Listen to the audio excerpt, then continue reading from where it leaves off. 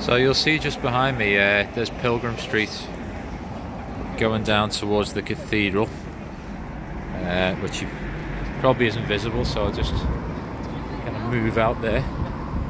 You can see the drag down there all the way to the Anglican Cathedral, which is the biggest church in the United Kingdom, I believe.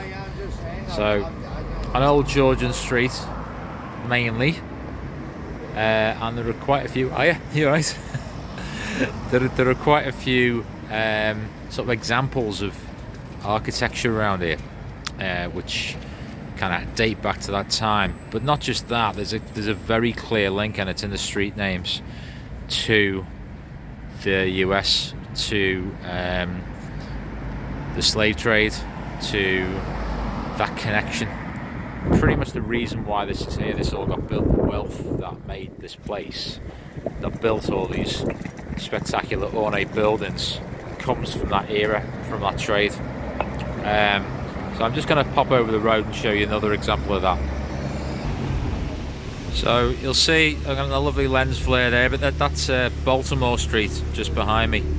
So running down there, and again, you know, pretty obvious evidence of Georgian architecture, and people with very loud cars around here, which wasn't there at the time.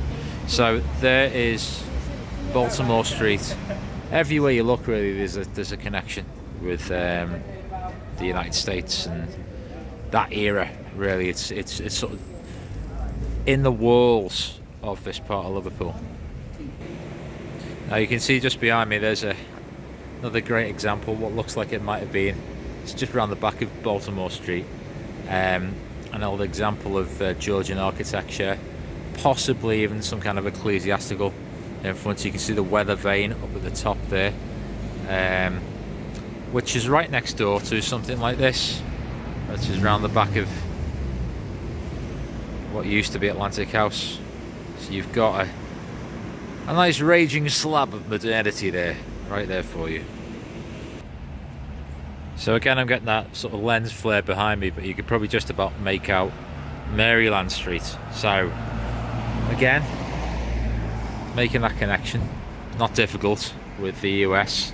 And the examples I found here are kind of place names more than names of people who were involved in the whole thing. But they are also very commonplace all around, not just this end of town, not just this end of Liverpool, but all around Liverpool. You can see sort of evidence of that time, where it grew from being a kind of hamlet very quickly into a rich mercantile port. So that's Maryland Street, Baltimore Street, and other parts of the US depicted right here in the psychogeography of Liverpool.